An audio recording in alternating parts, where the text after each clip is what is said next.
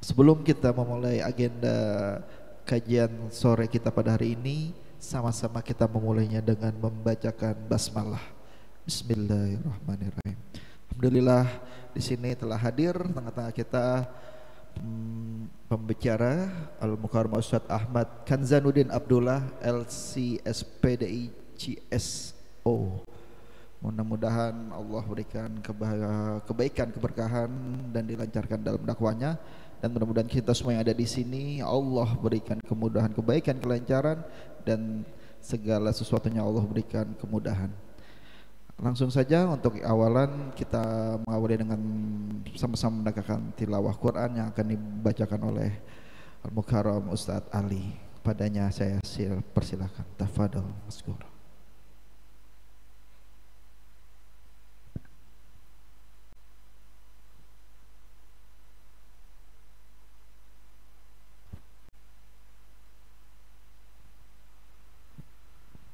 Bismillahirrahmanirrahim. Assalamualaikum warahmatullahi wabarakatuh.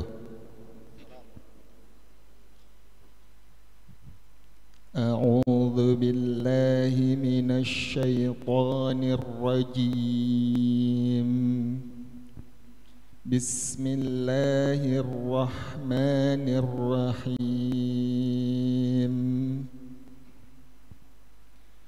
والذين اجتنبوا الطاغوت أن يعبدوها وأنابوا إلى الله لهم البشرى فبشر عباد الذين يستمعون القول فيتبعون أحسنه أولئك الذين هداهم الله وأولئك هم أولو الألباب صدق الله العظيم.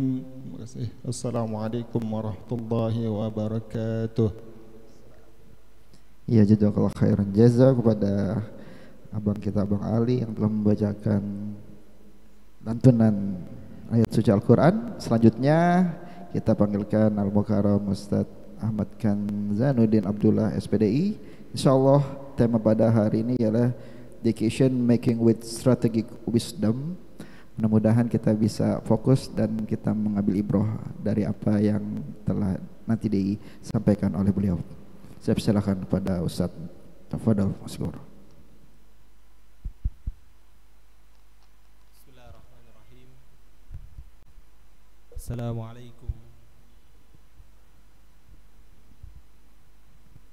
Assalamualaikum warahmatullahi wabarakatuh. Innal hamdalillah nahmaduhu wa nasta'inuhu wa nastaghfiruh wa na'udzu billahi min shururi anfusina wa min sayyiati a'malina may yahdihillahu fala mudhillalah wa may yudlil fala hadiyalah. Asyhadu an la ilaha illallah wahdahu la syarikalah wa ashhadu anna Muhammadan abduhu wa rasuluh la nabiyya wa la rasula ba'da hamma ba'du.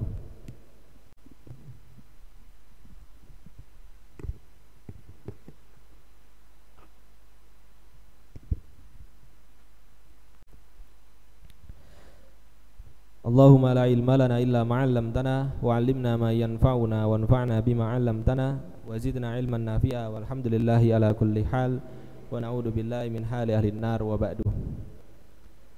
Bapak rahmatullah subhanahu wa ta'ala, alhamdulillah kita bisa berjumpa lagi pada kajian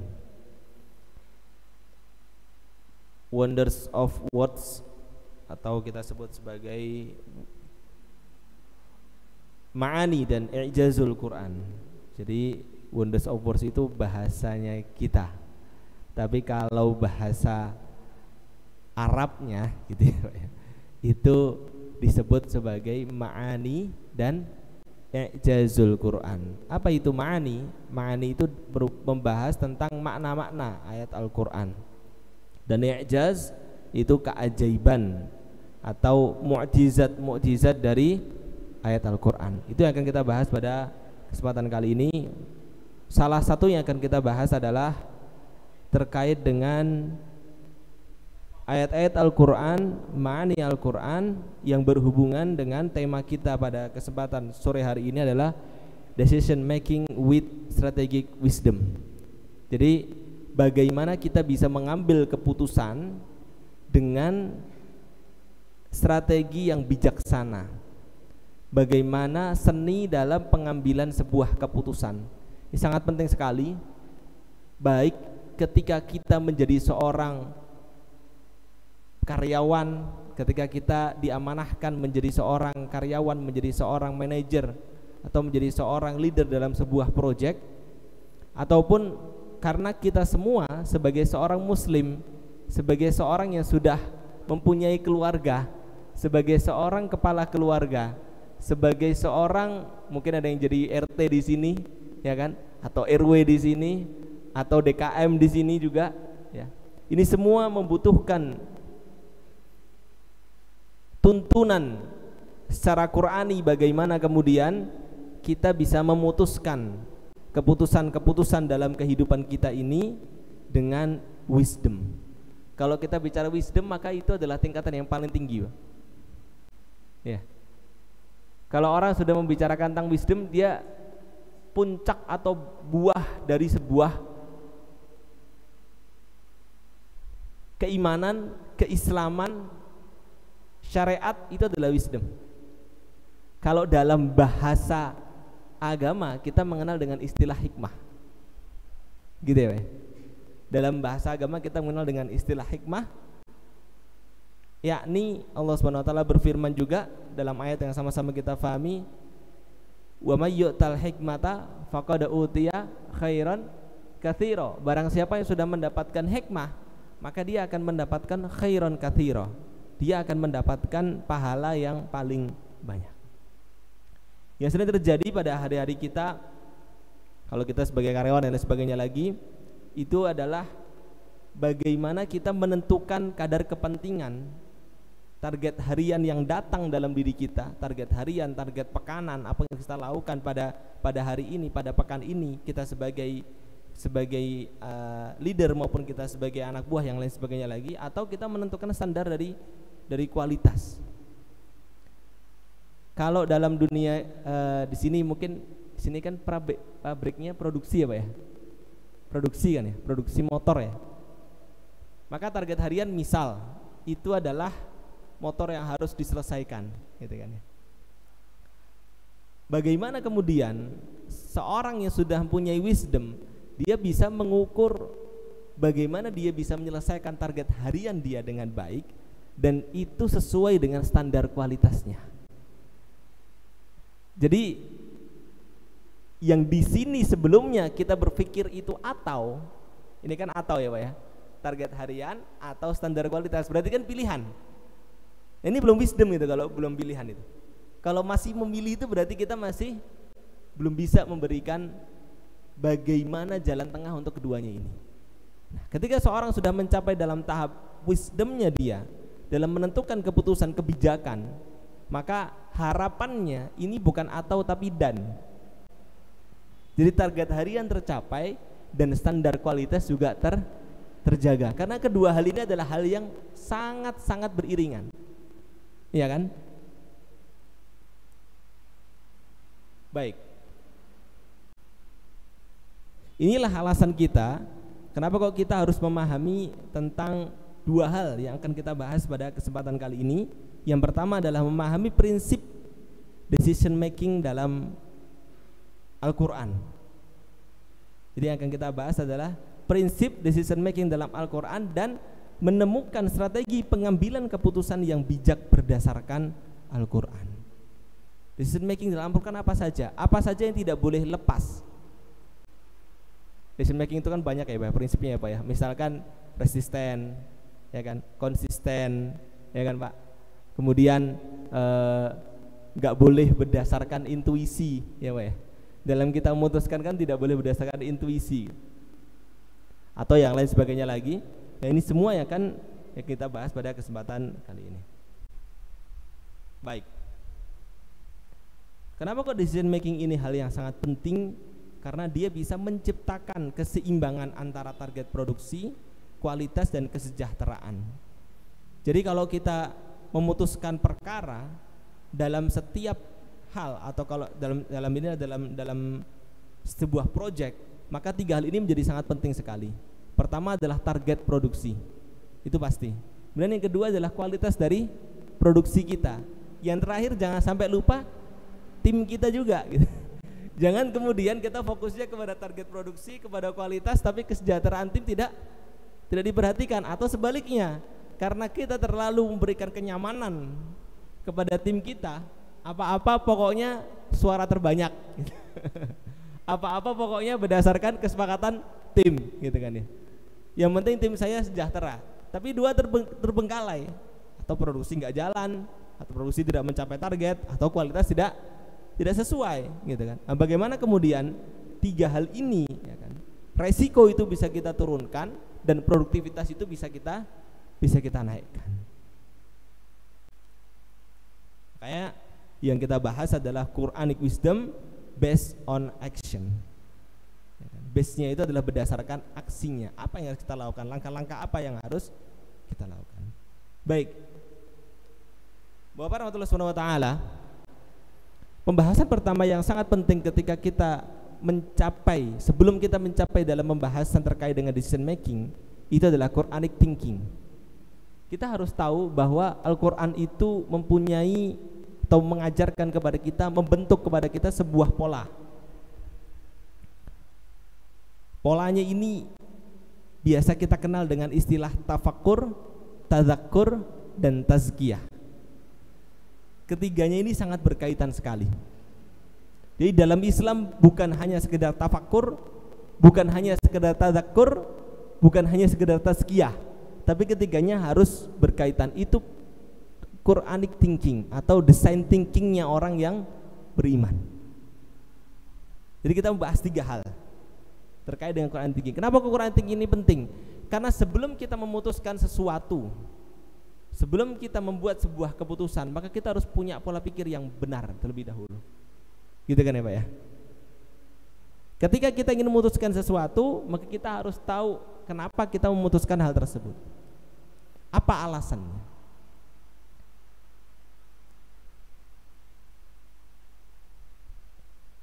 Tafakkur adalah gerakan akal untuk memahami sesuatu dan menyimpulkan pelajaran darinya. Makanya, dan ini unik Bapak-bapak dan Rasulullah Ta'ala, di dalam surat Al-Alaq ayat 1-5 yang merupakan surat yang pertama kali turun kepada kita, pertama kali turun kepada Muhammad SAW, Allah SWT memulai dengan sebuah kata, yakni Iqra. Sering kita mendengar arti kata Iqra ya, Pak. Kalau dalam terjemahan biasanya Iqra terjemahkan dengan apa, Pak? Bacalah, gitu kan? Nah ini ma'anil Quran yang pertama. Iqra itu berasal dari kata qoro'a. Kalau kita melihat qoro'a itu, kalau Bapak bukanya terjemahan Arab ke Indonesia, pasti membaca Pak, pasti membaca. Tapi ketika kita buka dalam kitab Mufradat li Ahfadil Quran karangan Raghib Al-Sirjani, Raghib Al-Asfahani, dan juga kita buka dalam kitab Lisanul Arab, maka kita akan mendapati bahwa qoro'a itu bermakna mengumpulkan sesuatu dengan teratur. Jadi yang disebut sebagai qoro'a itu adalah mengumpulkan sesuatu dengan teratur. Dan itu adalah kegiatan membaca. Membaca itu kan mengumpulkan informasi, gitu kan ya Pak ya? Membaca itu mengumpulkan informasi, tapi ini yang kadang-kadang skip di kita. Jadi membaca dalam versi bahasa Indonesia dengan qoro'a dalam versi bahasa Arab itu lebih lengkap qoro'a. Orang dikatakan dia membaca, orang dikatakan dia kiro'ah, ya Pak ya. Itu bukan hanya sekedar dia membaca, tapi dia kemudian mengambil informasi tersebut dan mengaturnya secara urut. Apa yang membedakan? Sangat membedakan sekali. Kalau seorang hanya sekedar membaca, apalagi dia membaca dengan skimming, ya kan?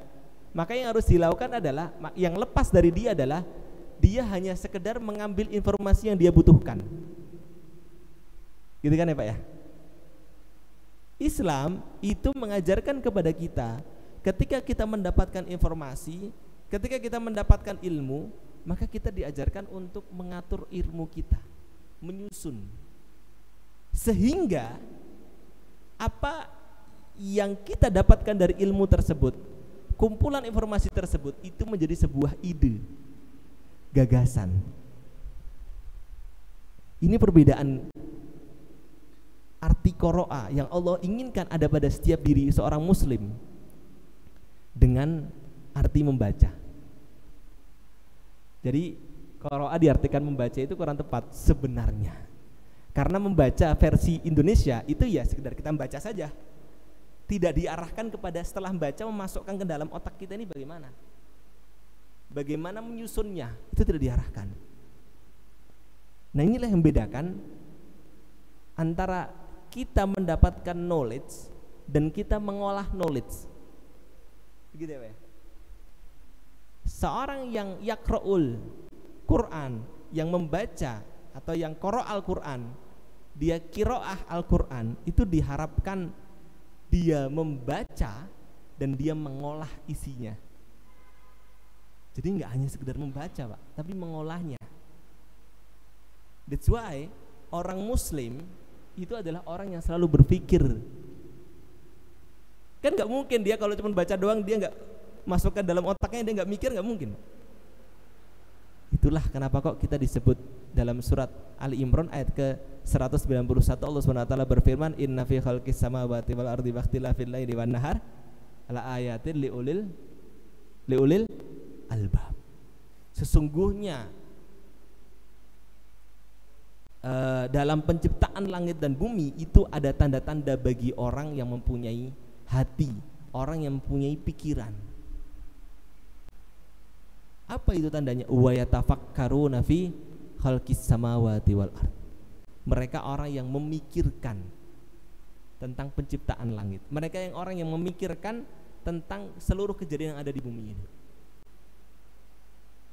Jadi konsep ketika kita meyakini sebagai seorang yang beriman adalah kita tidak boleh berhenti untuk berpikir. Jadi nggak boleh itu Pak, kita menjadi karyawan kok cuman ya gitu doang, itu nggak boleh dalam Islam. Dia harus ya, dan dia tahu kenapa dia ya, gitu ya Pak ya. Dan dia bisa memberikan argumentasi kalau dia tidak sepakat. Kenapa? Karena dia terbiasa mengolah. Karena itu arti dari qiraah. Maka secara istilah disebutkan qiraah itu al-jam'u wa takrib wa tarkib. Yang disebut sebagai qiraah itu adalah menghimpun dan menghubungkan informasi menjadi sebuah makna. Jadi informasi-informasi yang kita dapatkan ini kita himpun jadi satu. Jadi sebuah makna, jadi sebuah ide, jadi sebuah gagasan, jadi sebuah tulisan nanti ke depannya.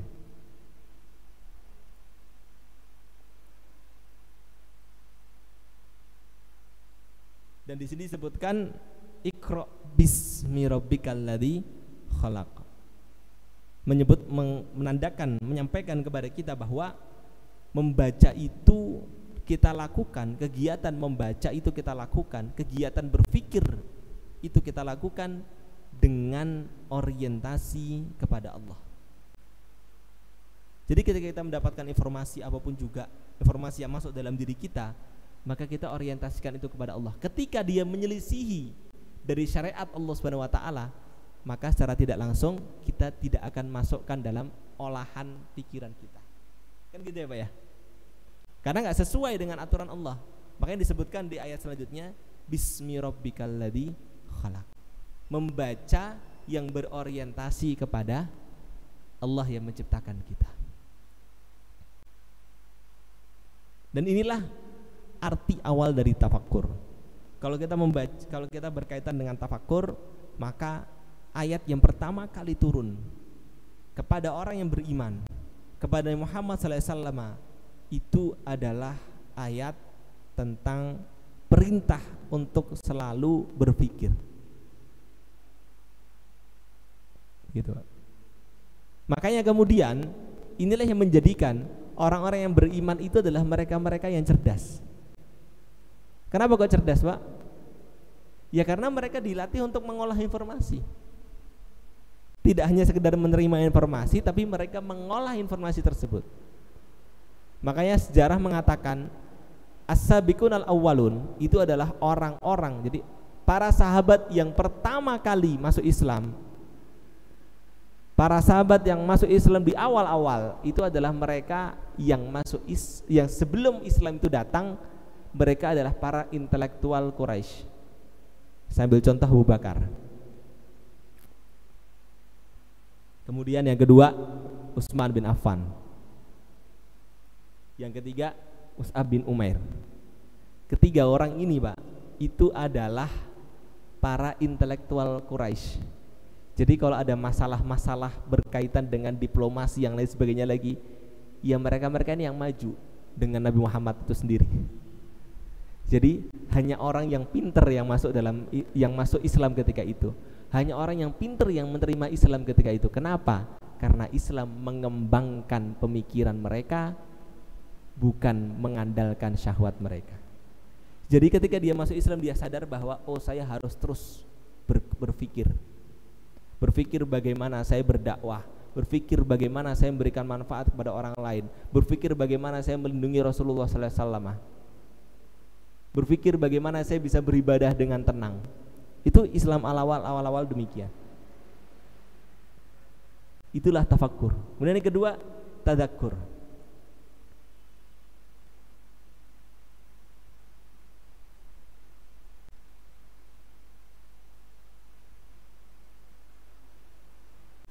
Tadakkur itu adalah ketika kita diminta untuk kemudian selalu memikirkan apa yang ada dalam kehidupan di muka bumi ini, ketika kita bekerja, ketika kita mendapatkan proyek, ketika kita tidak mendapatkan proyek apapun juga, kita tetap harus dipikirkan bagaimana kita bisa melatih diri kita semakin baik, bagaimana kita bisa sebagai kepala keluarga, bagaimana kita bisa mengatur keluarga kita, yang lain sebagainya lagi. Kita diminta untuk selalu memikirkan itu semua. Maka yang kedua adalah, tahap yang kedua adalah tadzakur, yakni kembalinya jiwa itu kepada kebenaran yang telah ia ketahui sebelumnya. Jadi ketika kita menghadapi kepada tadzakur, maka itu berkaitan dengan istiqomah. Istiqomah itu adalah jiwa-jiwa yang selalu kembali kepada konsep bagaimana dia beriman kepada Allah Subhanahu wa taala. Dan cara untuk bertadakkur, cara supaya diri kita bisa selalu istiqomah dalam kehidupan ini adalah firman Allah Subhanahu wa taala, "Qulinduru madza fis samawati wal ard." Amatilah dengan seksama segala sesuatu yang ada di bumi dan ada di langit. Jadi cara kita supaya kita bisa selalu meningkat keimanan kita itu adalah dengan kita mengamati, dengan kita selalu berpikir, dengan kita selalu mencari mukjizat-mukjizat dari yang Allah ciptakan di bumi dan di langit. Maka inilah pentingnya kita, kalau kita bicara sekarang, pentingnya seorang beriman menjadi orang yang berilmu. Pentingnya kita selalu scale up. Pentingnya kita selalu menambah keilmuan kita, baik itu keilmuan secara yang keilmuan resmiyah, ya kan, keilmuan resmi yang sudah S1 lanjut S2, yang sudah S2 lanjut S3, yang sudah S3 lanjut profesor, yang sebagainya lagi, ataupun keilmuan berupa kursus yang lain sebagainya lagi. Kenapa? Karena dengan bertambahnya ilmu, seseorang akan semakin mengingat Allah Subhanahu wa taala. Gitu, Pak. Saya punya cerita.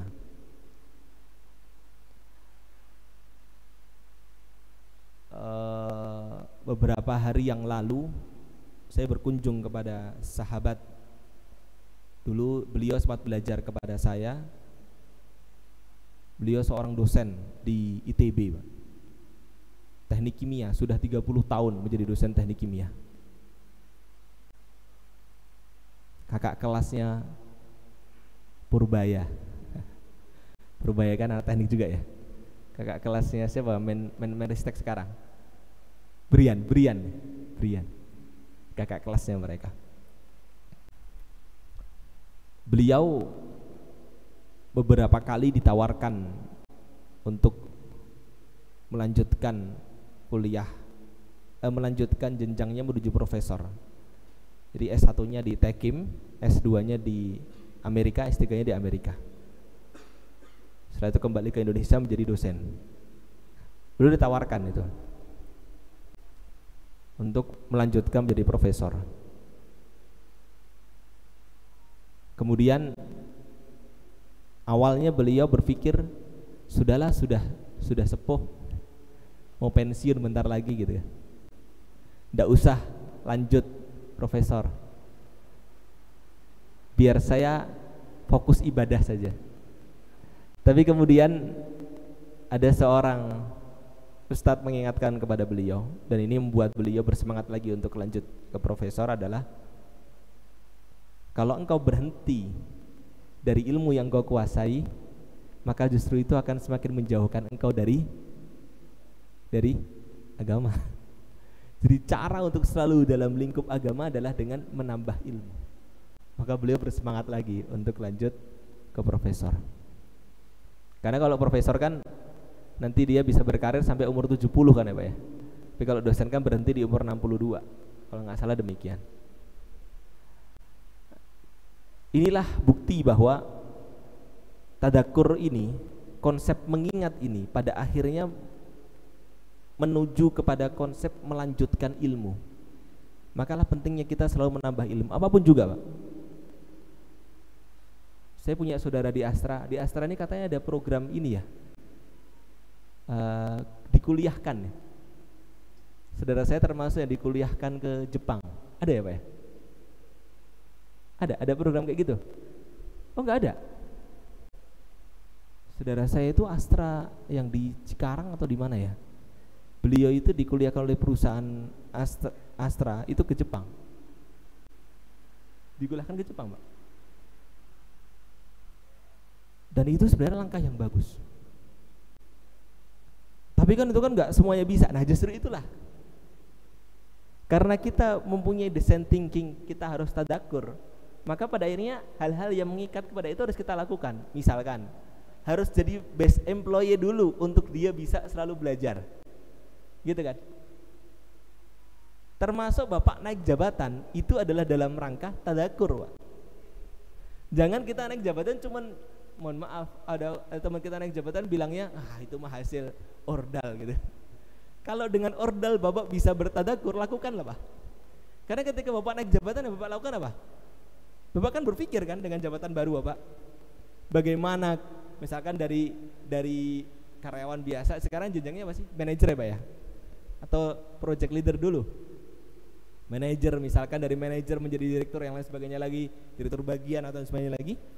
Itu kan dengan dia terus naik jabatan, yang dia lakukan adalah dia akan terus berpikir kan, dengan jabatan saya lebih tinggi lagi, bagaimana saya meng-create bawah ini.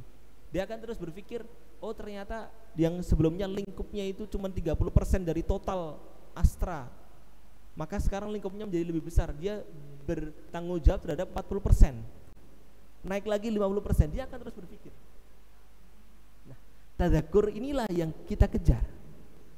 Maka kemudian segala hal yang halal bagi kita untuk kemudian kita menuju tadakur itu kita usahakan. Misalkan jadi best employee atau jadi yang lain sebagainya lagi. Itulah yang disebut dengan istilah itkon. Ya kan? Bekerja dengan sebaik-baiknya.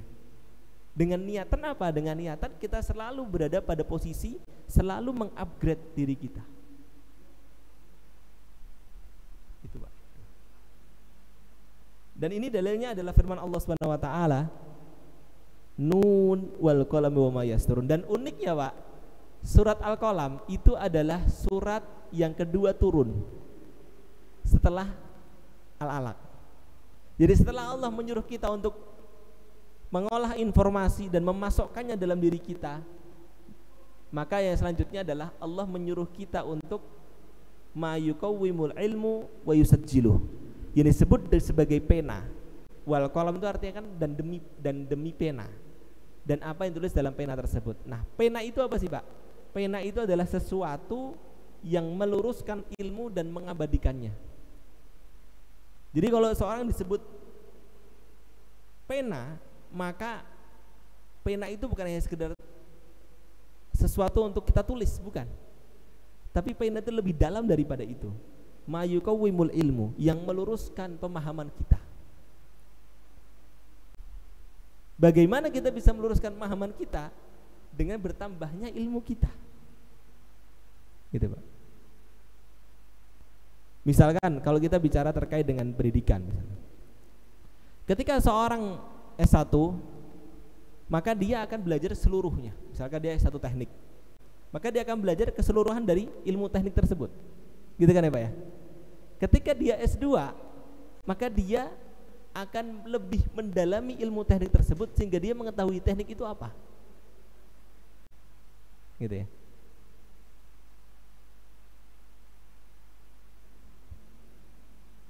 Purbaya itu pernah mengatakan, ini unik juga. Beliau kan S1-nya teknik, kemudian S2-nya beliau ekonom ya, S3-nya ekonom, ya kan ya?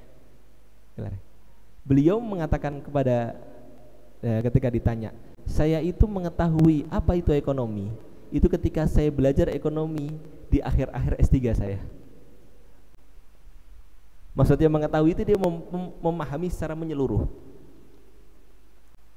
Jadi seseorang ketika dia belajar lebih tinggi lagi, ketika dia selalu berusaha untuk menambah informasi ilmu yang dia dapatkan, maka dia akan berada pada posisi dia memahami seluruh pekerjaan dia. Kalau dia adalah seorang ekonom, maka dia memahami ekonom. Kalau dia adalah seorang teknisi, maka dia memahami apa sih arti dia sebagai seorang teknisi itu secara menyeluruh. Bukan hanya pemahaman bahwa dia harus memproduksi selesai, bukan. Tapi apa itu teknisi? Dan itu dia dapatkan ketika dia yuqawwimul ilmu, ketika dia selalu meluruskan ilmu-ilmunya, meluruskan dengan menambah ilmu tersebut. Ini masuk dari tadakkur. Selain itu pula, seorang yang bisa bertadakkur, seorang akan bisa bertadakkur itu dengan cara dia memoralkan ilmu yang dia dapatkan. Jadi dia tidak hanya sekedar berilmu, tapi dia bermoral dengan ilmunya. Kemudian yang terakhir adalah tazkiyah. Tazkiyah ini adalah mensucikan dirinya dengan menjadikan dia sebagai orang yang berakal. Kenapa? Karena orang yang berakal itu adalah salah satu cara dia untuk mengikat dirinya dari kesalahan dan hawa nafsu. Makanya Allah Subhanahu wa taala berfirman, la'allakum ta'qilun. Ayat-ayat yang menyuruh kita untuk menjadi orang yang berakal itu sangat banyak sekali. Apa sih arti aklun, Pak? Aklun itu dari kata-kata mengikat. Jadi maksud berakal itu adalah orang yang bisa mengikat ilmunya. Jadi ilmu itu tidak hanya sekedar knowledge, tapi juga moral. Ilmu itu tidak hanya sekedar knowledge, tapi juga mengikat dirinya dari hawa nafsu. Jadi semakin tinggi ilmunya, maka semakin dia bisa mereduksi hawa nafsu dalam dirinya. Semakin tinggi ilmunya, semakin dia bisa mereduksi dari kesalahan-kesalahan dalam bertindak. Begitu, Pak. Itulah maksud dari Allah kenapa menyebutkan orang yang berakal. Kita kan kadang-kadang tahu orang yang berakal itu ya orang yang pendidikannya baik, ya kan? Dia sudah expert di bidang itu. Tapi lebih daripada itu, berakal menurut Islam itu adalah mereka yang bisa menahan diri dari melakukan kesalahan dan memperturutkan hawa nafsu. Jadi nggak ada tuh orang makin tinggi pendidikannya kemudian makin belangsak, dia nggak ada. Gitu. Orang makin gede pendidikannya makin. Nah ini makanya sekarang itu gampang banget orang dapat gelar doktor. Tinggal tambahkan HC gitu. Honoris clausa, ya kan Pak ya? Betapa banyak orang bergelar dokter HC. Nah, boleh orang bergelar dokter HC, boleh nggak? Boleh, tapi syarat-syarat dia untuk menuju HC itu harus diperkuat. Saya baru beberapa hari yang lalu ditawarkan untuk memperoleh gelar doktor honoris causa. Karena yang mempunyai universitas ini mengetahui saya sedang mengembangkan produk Ma'anil Quran ini. Ustadz, kalau produk itu jadi, kalau produk itu berjalan dengan baik, maka antum bisa jadi doktor HC. Tapi yang saya lakukan adalah saya menolak. Kenapa? Saya merasa diri saya belum berakal, belum sempurna untuk menjadi orang yang berakal. Jelas ya Pak? Untuk sekarang ntar dulu lah gitu. Saya masih terlalu muda untuk bergelar seperti itu gitu. Syaratnya gampang Pak, bukan gampang, susah sih syaratnya. Syaratnya itu sertifikat dan produk karya. Dia punya karya, dan karya itu adalah karya yang baru dalam hazanah. Kalau saya berarti hazanah Islam, kalau Bapak mungkin hazanah di bidang teknik, di bidang apa Pak? Yang lain, yaitu hazanah. Syaratnya itu, dan itu bisa diraih gitu. Tapi yang saya sampaikan tadi, karena Islam itu lebih daripada sekedar knowledge.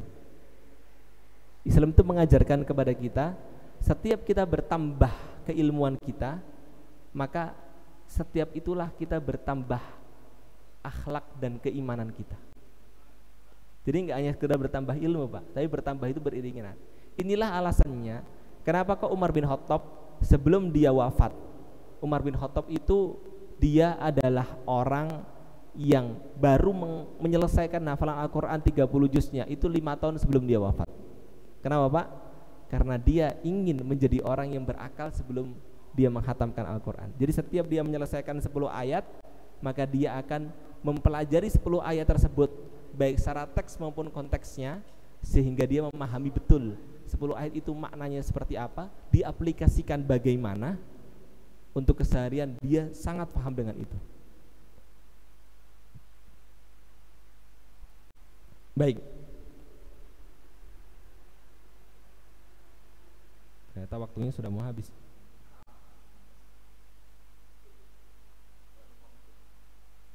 Menit lagi. Baik. Kemudian yang kedua, ketika kita sudah menjadi seorang yang berpikiran Quranic thinking, saya ringkas tadi ya. Dan yang kedua adalah bagaimana kita bisa mencari wisdom kita. Apa sih itu wisdom, Pak? Menurut Imam Ibnu Qayyim al-Jauziyah, wisdom itu adalah fi'lu ma yambari kama yambari fil faqtil ladzi yambari. Jadi orang yang mempunyai hikmah itu adalah orang yang bisa melakukan sesuatu yang tepat dengan cara yang tepat pada waktu yang tepat. Jadi bijaksana itu kayak gitu Pak. Makanya kemudian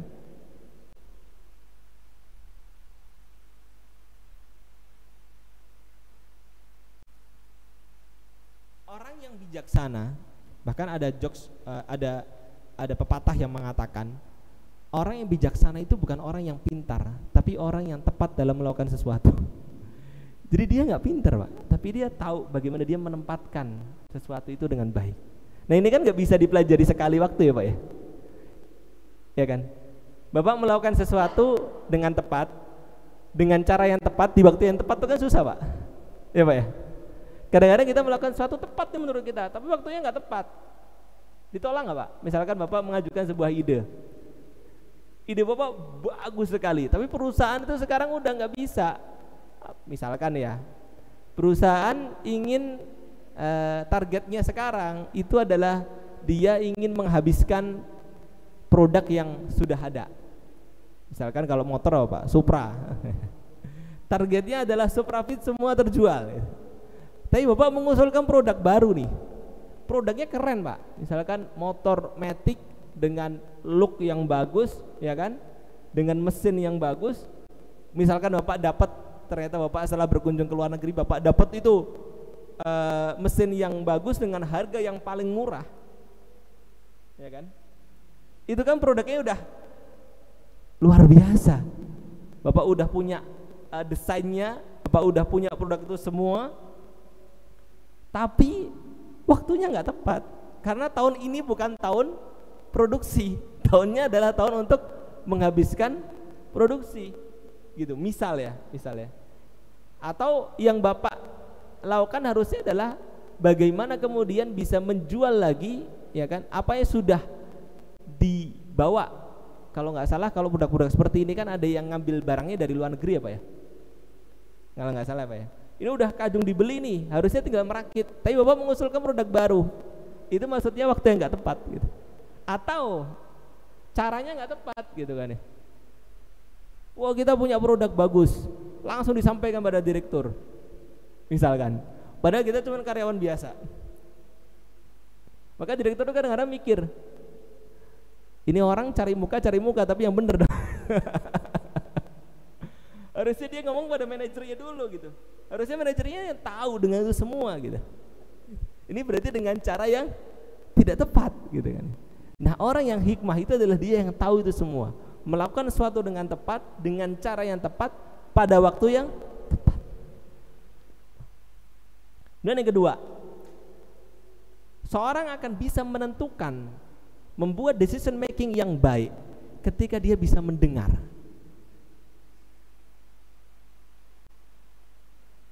Ketika dia bisa mendengar. Allah Subhanahu wa taala dalam ayat yang dibacakan oleh Korek tadi, Allah Subhanahu wa taala berfirman, "Alladzina yastami'unal qaula fayattabi'una ahsanah."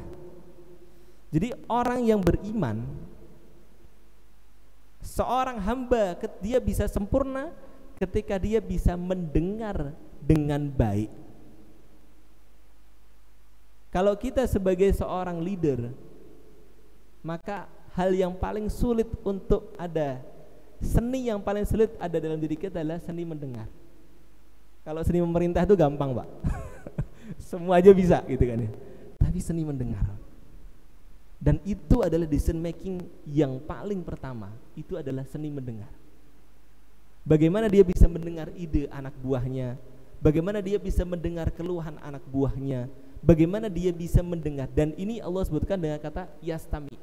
Bedanya yastami dengan yasma adalah, yastami itu mendengar, dipelajari, ditulis, bahkan kemudian diresapi kemungkinan-kemungkinannya. Jadi sebelum dia membuat keputusan, dia melihat dulu, dia membaca dulu, apa sih yang dimaksudkan oleh atasan saya, apa sih yang diusulkan oleh bawahan saya, gitu kan? Apa sih yang menjadi keluhan oleh teman sejawat saya? Misalkan kita dalam sebuah produksi suatu, kita adalah seorang yang merakit, tentunya kita harus melihat perkataan teman kita yang membuat, ya kan? Ini kekurangan bahannya ini sebenarnya bahannya itu harus ditambahkan, dikurangi ini. Nah, seni mendengar ini yang sangat penting. Jadi mendapatkan informasi itu adalah ilmu yang harus dimiliki sebelum membuat sebuah keputusan. Kemudian Allah menyampaikan fayattabi'una. Apa kata-kata ittiba? Ittiba itu bukan hanya sekedar mengikuti, tapi menimbang dan memilih. Luar biasa ya. Ittiba itu bukan mengikuti Pak, bukan kita ngikut, oh apa kata atasan ikut, bukan. Tapi ittiba itu adalah menimbang dan memilih. Benar enggak yang dikatakan oleh atasan?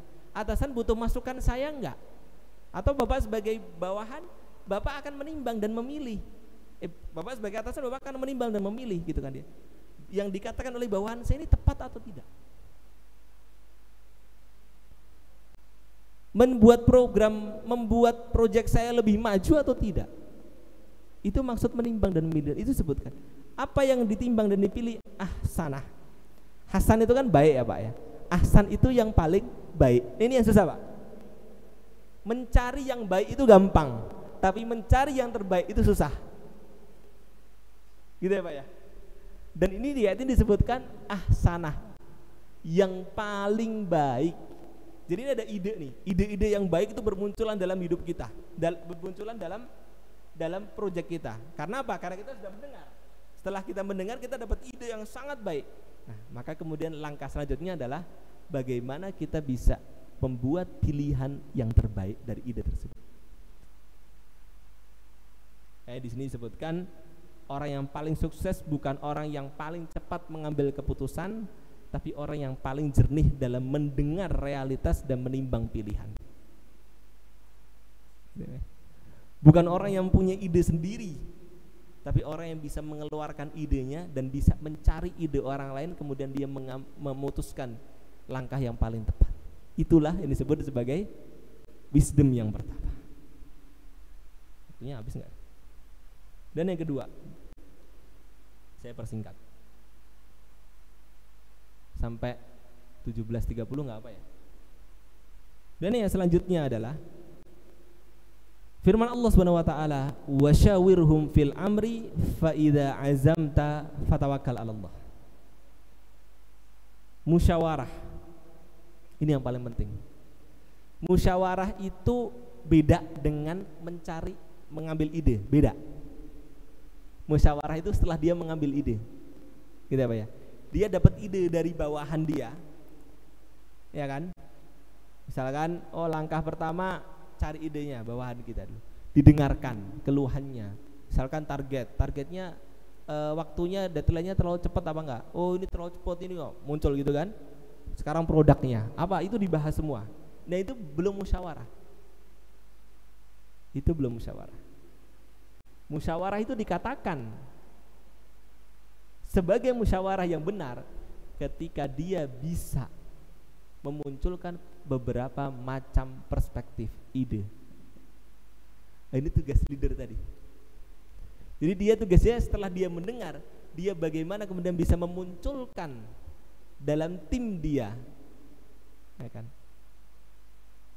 Itu adalah perspektif-perspektif yang berbeda. Kenapa? Karena perspektif yang berbeda ini mengkayakan. Ya kan Pak ya? Kalau kita dapat perspektifnya, semua jalannya A, ya udah itu aja nanti cash flow selesai gitu kan ya. Itu belum musyawarah Pak. Jadi diskusi itu adalah ketika dia bisa munculkan berbanyak sekali perspektif. Itu arti dari wasyawirhum fil amr. Dan ketika seorang sudah musyawarah, ya kan? Seorang sudah musyawarah, maka Allah lakukan selanjutnya faida azamta. Berazam itu yang terakhir. Berazam itu dia membuat keputusan. Nah, ini tugasnya perseorangan. Makanya tadi saya sampaikan, keputusan itu bukan dibuat dari suara terbanyak, tapi keputusan itu dilakukan oleh satu orang berdasarkan musyawarah. Jelas ya Pak ya? Tapi sebelum musyawarah dia harus yastami'unal qaul. Dia harus menampung ide dulu. Dia harus mencari ide yang terbaik. Ide yang terbaik ini kemudian dia musyawarahkan. Muncul di sana berbagai macam perspektif. Makanya Rasulullah SAW, sejarah keseharian beliau ketika beliau mukim di Madinah, itu beliau ba'da subuh bermukim di masjid, sholat sampai syuruk. Setelah syuruk apa yang beliau lakukan? Beliau belajar. Para sahabat menimba ilmu dari beliau. Setelah itu apa Pak? Para sahabat bermusyawarah dengan beliau. Itulah alasan kenapa kok para sahabat itu pintar-pintar Pak. Karena sering tukar pendapat dengan Rasulullah. Dan Rasulullah sudah mempraktekkan hal ini. Kemudian yang terakhir adalah kompetensi dan knowledge. Ini sangat penting ketika kita menentukan, membuat decision making.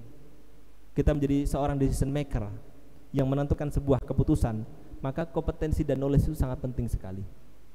Dalam hal ini adalah firman Allah yang merupakan perkataan dari Nabi Yusuf alaihissalam. Nabi Yusuf mengatakan, qala ja'alni ala khazainil ard inni hafidhun alim. Ya Allah, jadi ini perkataan beliau kepada Raja Mesir. Wahai Raja Mesir, jadikanlah saya sebagai bendahara di negara ini. Jadi Nabi Yusuf minta jadi menteri keuangan. Inni hafidhun alim. Nabi Yusuf mengatakan, saya adalah orang yang hafidh dan saya adalah orang yang alim. Apa perbedaan hafiz dengan alim, Pak? Hafiz itu adalah seorang yang bisa menjaga sistem yang ada. Seorang yang dengan idenya dia, dengan kemampuan dia, dengan kompetensi dia, dia bisa membuat hal yang baru tapi menjaga sistem yang ada. Jadi bukan orang yang ngosak-ngasik datang dengan usulan yang baru, yang lain dibuang, enggak. Tapi orang yang hafiz itu adalah orang yang menjaga. Sistem yang dibangun Nabi Yusuf di sini adalah sistem apa, Pak? Sistem menghadapi paceklik selama 7 tahun. Ketika paceklik itu sudah dibuat sistemnya, maka beliau menyampaikan, jadikan saya hafiz, jadikan saya menjaga sistem yang sudah ada. Perusahaan sebesar Astra itu pasti sudah ada sistemnya. Ketika kita menjadi seorang yang membuat keputusan, maka satu hal yang penting untuk kita jaga adalah jaga sistem yang sudah ada. Jadi setiap keputusan yang kita buat itu adalah keputusan dengan sistem yang sudah disepakati. Gitu, Pak. Kemudian yang kedua, alim. Orang yang alim adalah yang mempunyai ilmu dan keterampilan dalam bidang itu. Kalau kita bicara ilmu, maka itu sesuatu yang bisa dicari, Pak. Leadership, kemudian pemahaman terhadap anggota, pemahaman terhadap medan, itu bisa dicari. Dan keterampilan itu datang dalam dirinya. Tidak cukup seorang punya keterampilan, tapi seorang harus punya ilmu dan dia punya keterampilan. Inilah yang penting, karena dengan dia menjaga sistem, maka dia bisa menjaga operasional intelligence. Ketika dia bisa menjaga, ketika dia mempunyai ilmu dan keterampilan, maka dia bisa mempunyai visi yang jelas. Jadi ketika dia membuat keputusan berdasarkan dua hal tersebut, karena kompetensi dia, karena keilmuan dia, dan karena knowledge dia, karena pemahaman dia terhadap sistem yang ada. Maka ketika dia membuat kompetensi dia, ketika dia membuat sebuah keputusan, dia hanya tidak sekedar langkah jangka pendek saja karena proyek ini saja, tapi dia sudah tahu konsekuensi jangka panjang dari sebuah keputusan yang dia buat. Ini maksud dari kompetensi dan knowledge. Ketika dia sudah melakukan itu semua, maka selanjutnya adalah ikhtiar dan tawakal. Kalau kita bicara ikhtiar, banyak di antara kita salah kaprah dengan ikhtiar. Saya tanya sama Bapak, apa arti ikhtiar? Sebelum Bapak lihat ini, berusaha ya, memilih, paling enggak gitu ya Pak ya. Tapi Bapak perlu tahu, makanya kita perlu ada kajian khusus memahami arti ikhtiar. Karena ikhtiar itu penting, karena dia adalah sesuatu yang kita lakukan dalam keseharian kita. Ikhtiar itu bukan hanya sekedar berusaha, tapi ikhtiar itu adalah langkah kita memikirkan sesuatu. Kita mau melangkah nih, misalkan Bapak mau nyekolahin anak, Bapak dikatakan ikhtiar dengan menyekolahkan anak itu ketika Bapak sudah tahu beberapa opsi sekolah yang baik menurut Bapak. Makanya tadi langkahnya Quran thinkingnya harus jelas dulu, gitu ya. Setelah dia Quran thinkingnya jelas, maka yang dilakukan adalah opsi. Dia harus punya opsi yang baik. Dari opsi yang baik itu kemudian dia memunculkan yang terbaik. Karena ikhtiar itu dari asal kata ikhtaro, artinya memilih. Dan ikhtaro itu asal kata awalnya adalah khair. Khair itu apa, Pak? Khair, baik, kebaikan. Jadi yang namanya ikhtiar itu adalah memilih dari segala macam kebaikan. Ini baik, kita bisa milih yang paling baik. Itu ikhtiar, Pak. Jadi nggak cukup Bapak berusaha doang. Kalau Bapak berusaha udah cari sekolah anak, ya udah, saya taunya sekolah anak dari istri saya yang paling baik ini. Nggak bisa gitu. Kita harus mencari dari sekolah yang baik itu, kita harus bisa menimbang yang terbaik. Itu berikhtiar. Ternyata berat Pak ikhtiar itu, Pak. Nanti akan saya sampaikan cerita-cerita dalam ayat Al-Quran berkaitan dengan ikhtiar yang menunjukkan kepada langkah tersebut. Kemudian yang kedua, tawakal. Tawakal itu apa, Pak? Bapak tahu wakil? Wakil itu apa? Orang yang kita serahin urusan kita, iya kan? Nah, dalam istilah Islam, wakil itu adalah pihak lain yang kita serahkan urusan kita dan pihak itu lebih kuat daripada kita. Sekarang saya tanya kepada Bapak. Bapak ketika tawakal, Bapak sudah menyerahkan urusan Bapak kepada Allah enggak? Sudah. Pertanyaan kedua, Bapak sudah merasa Allah lebih kuat enggak? Yang susah yang kedua, Pak. Bapak sudah merasa Allah yang terkuat? Saya rasa tidak semua dari kita. Kadang-kadang tawakal kita itu menyerahkan urusan, tapi nggak sepenuhnya, karena kita belum yakin segitu besarnya Allah. Itu tawakal. Itulah ma'anil Quran demikian. Makanya kalau kita bicara tawakal, ayat-ayat yang berkaitan dengan tawakal itu beragam maknanya. Dan semua mengerucut kepada satu hal ini. Baik.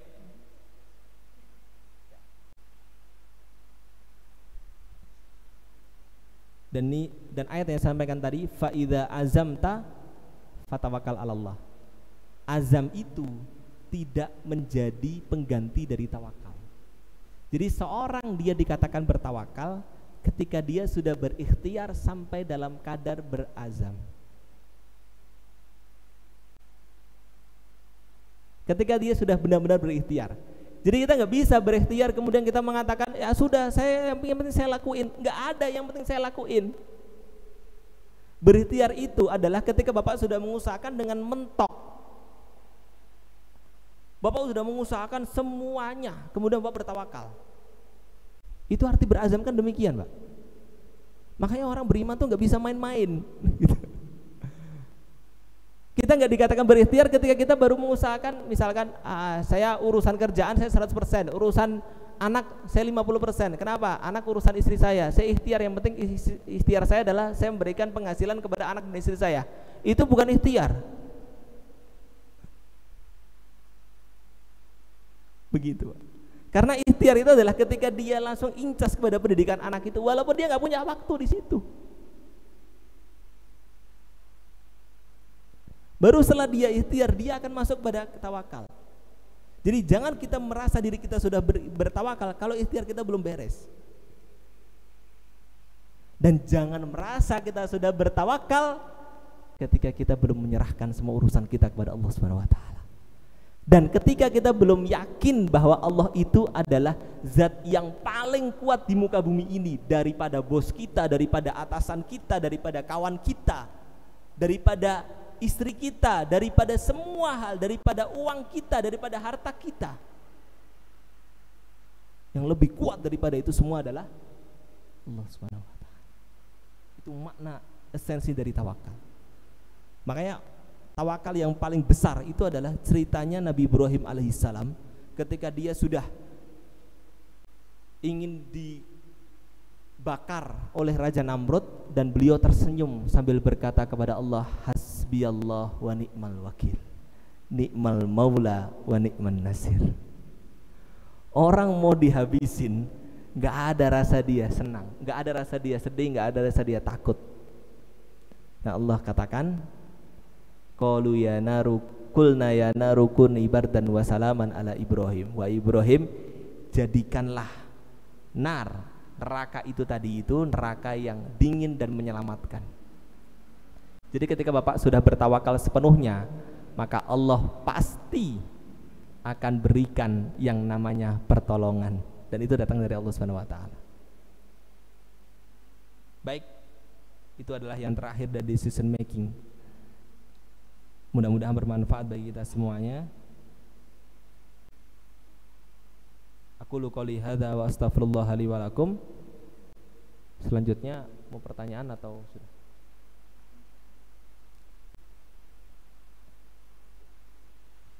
Cek. Langsung aja Ustaz. Langsung aja udah ditutup. Ya, karena baik. Udah kelewatan hampir 12 menit. Karena asik dengan materinya, alhamdulillah. Baik. Jazakallah khair Ustadz yang telah memberikan materi pada kita pada hari ini tentang wisdom, tawakal, ikhtiar, kita harus mencari usaha yang terbaik dari yang baik dan goalnya ialah terbaik. Mudah-mudahan kita yang ada di sini nantinya bisa memanggil teman-teman kita yang lainnya ya. Dari 10 orang di sini, teman-teman yang lain bisa diajak untuk kajian next pekannya, dan mudah-mudahan kita semua yang ada di sini menjadi agen penyebar informasi syiar untuk kajian selanjutnya. Mungkin dari saya cukup sekian mewakili teman-teman DKM. Sama-sama kita tutup kajian kita pada sore ini dengan membacakan hamdalah. Alhamdulillahirabbil alamin. Istighfar, astagfirullahaladzim, dan doa kafaratul majlis. Subhanallah wa bihamdika, asyhadu an la ilaha illa anta, astaghfiruka wa atubu ilaik. Assalamualaikum warahmatullahi wabarakatuh. Waalaikumsalam warahmatullahi wabarakatuh.